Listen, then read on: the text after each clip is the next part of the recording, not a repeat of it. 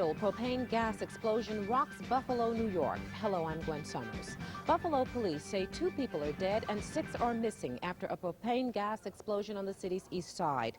As many as 50 others are injured from the blast, which ripped through a downtown apartment complex and set fire to a nearby warehouse. Several of the injured have been taken to a nearby burn center. All natural gas to the area has been cut off. Police also say they brought instances of looting under control.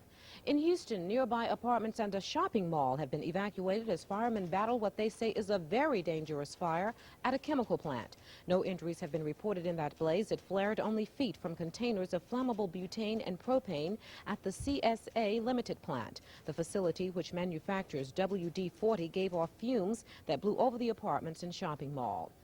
President Reagan says he accepts full responsibility for the terrorist attack on U.S. Marines in Beirut that killed 241 American servicemen.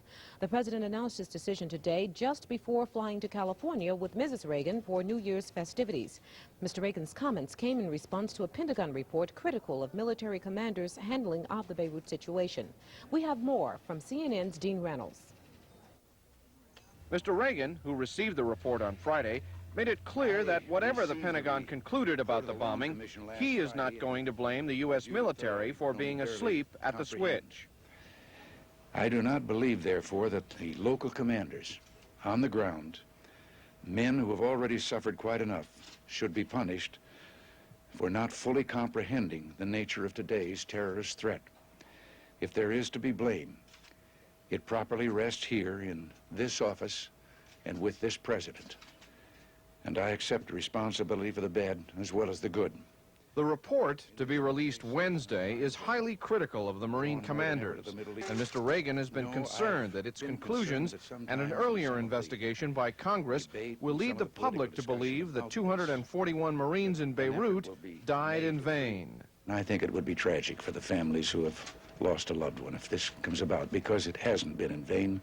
Mr. Reagan said the cause in Lebanon is worthwhile, adding, but I do believe that, yes, that while there's hope for peace, we have to remain. Mr. Reagan's decision to accept blame for the deaths of the Marines means no disciplinary action will be taken against anyone as a result. A senior administration official said the president believes it serves no useful purpose to look back, and that all attention should now be focused on seeing that something like the Beirut massacre never happens again. Dean Reynolds, CNN, with the president in California. Jesse Jackson now says he probably won't go to Syria in an attempt to negotiate Navy flyer Robert Goodman's release. That is, if the president asks him not to. CNN's Mary Tillotson reports from Washington. While Jesse Jackson was talking privately with State Department officials about his planned trip to Syria, State Department spokesman John Hughes was talking publicly about what Hughes called administration concern that a Jackson trip to Damascus may do more harm than good. Concern lest they interrupt or in any way negate the official United States government efforts that are extensive and vigorous and ongoing to secure the pilot's release. Earlier in the day, President Reagan also said Jackson's appeal for Goodman's release might be, as the president put it, counterproductive. It's possible that sometimes someone with the best of intentions could change the balance unfavorably. After the State Department briefing, Jackson told reporters he felt compelled to seek Goodman's release because that has not been an administration priority. Jackson said the publicity about his plans to go to Syria have caught the president's attention, and Jackson said he will probably stay home if President Reagan asks him to. At this point, we would not be inclined to go in absolute defiance of him. Our mission, again, is to gain Lieutenant Goodman's release. We knew that for that to happen, the president would have to make his release a priority, a much higher priority than it was 4 days ago. Jackson said unless and until he hears from President Reagan that his trip is a bad idea, he will continue with his plans to leave Wednesday evening for Syria. Mary Tillotson, CNN, Washington. Meanwhile, the Marines in Beirut were back on their highest state of alert today, caught in the crossfire of Druze Muslim gunners and Christian militiamen, but no casualties are reported. This is CNN Headline News. Bob Hope is back in this country at the conclusion of his Christmas roadshow in Lebanon to entertain U.S. troops. The 80-year-old entertainer was greeted by about 250 service personnel and fans at an Air National Guard base in New Jersey today. Of all the trips I've taken over the years, this was, I think, is most exciting, and the audiences, I think, were greater than anything we've ever had, because most of them have been on those ships for 4 and 6 months without getting ashore, so you can imagine when these gals showed up, what it meant to them. Round-the-clock work is underway in Florida and Texas to try and save millions of dollars in citrus following a 2-day freeze. And Florida vegetable growers are calling the weather a disaster with losses of 75%. The losses are expected to reach $30 million.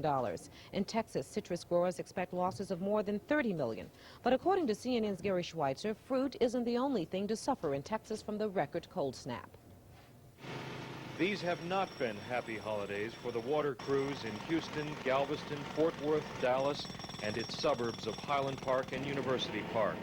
Water pipes aren't sunk as deep in Texas as they are in the north, so extended freeze periods make sunken pipes brittle after a few days.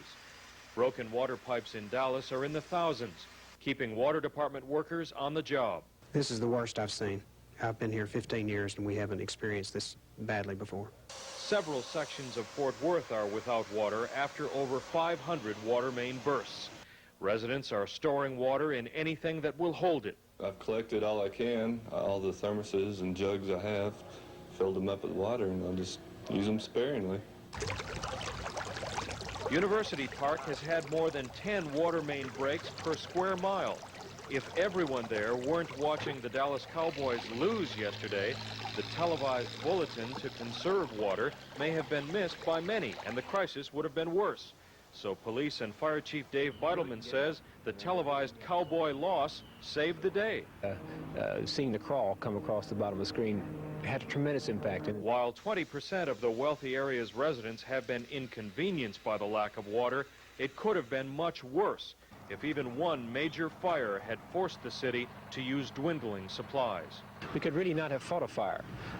We just have to take what we had in the engines and maybe keep some of the other houses from being involved too. And you're not out of the woods yet? Not out of the woods. We hope in the next 36 hours or so that we'll be back up to normal operation. Gary Schweitzer, CNN, Dallas.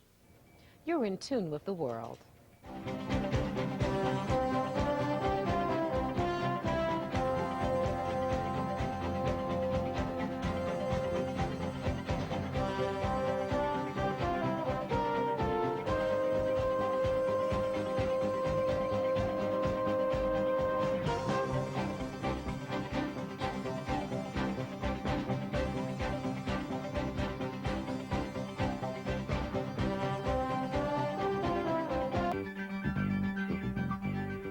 Pope John Paul was in prison today visiting the man who shot and wounded him 2 years ago. Prison guards and Vatican aides waited outside the cell at Rome's Rebibbia prison as John Paul visited Mehmet Ali Aja.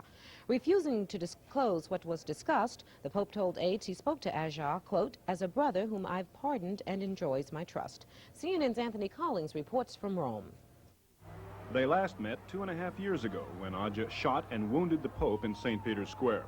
On Tuesday, John Paul went to the Rebibbia maximum security prison on Rome's eastern outskirts. There, in a heavily guarded isolation cell, the Pope met for 20 minutes with the man who tried to kill him, 25-year-old Turkish terrorist Mehmet Ali Aja, serving a life term. They spoke quietly in Italian, so quietly that a Vatican official said they spoke in almost confessional tones. Reporters were kept away during their conversation. Guards and papal aides stood in the corridor out of earshot. Aja was not bound or handcuffed, and his cell door remained open. At one point, Aja knelt and kissed the Pope's hand. At the end of the meeting, the Italian state-run television and one still photographer were allowed to photograph them together. The TV crew was not allowed to record sound, and the Pope said he wouldn't reveal the contents of their chat. But he did tell a reporter, I have spoken to him as a brother whom I have pardoned and who enjoys my trust. The Pope had already pardoned Aja 4 days after the shooting. This time he wanted to do so in person and during the Church's current Holy Year of Redemption. Earlier, the Pope won enthusiastic greetings from some 500 prisoners and 200 guards in the prison chapel. One prisoner welcomed the pontiff and gave him a gold plaque. Then the Pope led a service of prayers and Bible readings. The Pope told the inmates he brought a message of warmth, love, and forgiveness of sins. Then he greeted each prisoner individually. They included leftist Red Brigade's terrorists, one of whom was convicted for the kidnapped murder of former Italian Premier Aldo Moro. At the end of his 3-hour visit, the Pope said, "This will remain for me an historic day." Anthony Collins, CNN at Rebibbia Prison, Rome. Another court battle is brewing over the hospital care, or lack of it, given to a severely handicapped girl in New York. Right-to-life attorney Lawrence Washburn has filed a $50 million lawsuit against state-run University Hospital. He says the girl known as Baby Jane Doe has had her rights violated. Her parents have successfully prevented doctors from operating on the handicapped child. The California Supreme Court has refused to hear an appeal seeking to stop a Riverside hospital from force-feeding Elizabeth Bouvet. The quadriplegic patient had lost an earlier lawsuit for the right to starve herself to death. The court also refused to block a Riverside hospital from evicting Bouvet against her will. The justices transferred the case to a lower appeals court. Soup kitchens in the nation's Hungary have been the subject of political controversy in recent weeks. And just as the issue is dying down, a new conflict has emerged concerning the Salvation Army in New York. CNN's Tom Hendrick reports that this time the gay rights issue is involved. In New York, where need for services to the poor is said to be greater than any other U.S. city, Salvation Army existing programs stand to be seriously hurt by a $5 million loss of local funding. The cut is threatened because the Salvation Army has failed to comply with a mayoral order that contractors with the city not discriminate against homosexuals. New York also has the biggest gay population. We don't care that the Salvation Army will say that they are opposed to a homosexual lifestyle.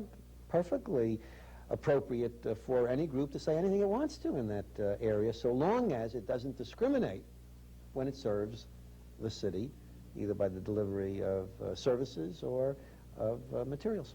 While the Salvation Army says it does not discriminate in providing services or in hiring, officials admit because of its conservative interpretation of Scripture, it does not place employees who, quote, deviate from the norm in positions of responsibility or in jobs with children.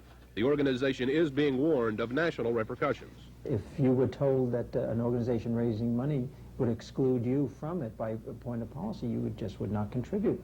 This is a nation of nearly 20 million gay Americans. Other organizations already have pledged not to discriminate in writing.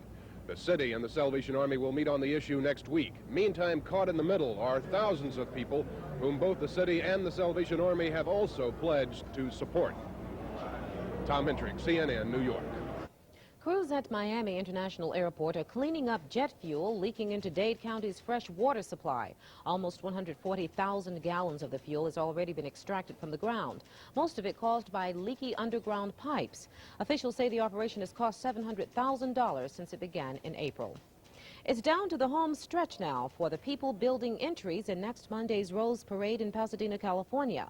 As CNN's Brian Jenkins reports, float sponsors are once again spending millions of dollars to show off millions of flowers. There will be 60 floats in the 1984 Tournament of Roses Parade, and 14 of them are being built by a company called Fiesta Floats. They range from a salute to elves, featuring a colossal Santa Claus, to the YWCA salute to women, featuring a giant Miss Piggy. All were designed by the same man, Raul Rodriguez, whose floats have won the Rose Parade's top 2 prizes the past 7 years in a row. The designs are intricate and try for a lot of variations. This year's theme, Salute to the Volunteer, has offered a real wide variety of theme choices for each of our clients. It's been estimated that winning a prize in the Tournament of Roses Parade is worth $500,000 in publicity. So for their entries this year, Fiesta Floats clients are each spending between $70,000 and $130,000. And that should keep a lot of flower growers in clover.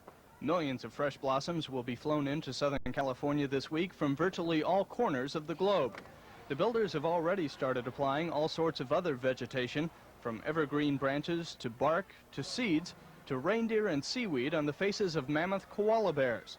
Finishing the floats on time will require round-the-clock dedication from hundreds of school and church volunteers, like Robin Henkels. Why are you spending Christmas vacation working on a float? I don't know, it's something to do. It's fun. You can tell everyone that you were working on the float. I did that spot or whatever. Raul Rodriguez himself won't simply be watching the Tournament of Roses, but riding on the Lowry's Foods float, dressed as Marco Polo, and surrounded by a pair of enormous pedal-covered Chinese foo dogs. Rodriguez only hopes that after working for 14 months on his huge floral creations, he won't wilt before the parade is over. Brian Jenkins, CNN, Temple City, California. Stay tuned, the news continues.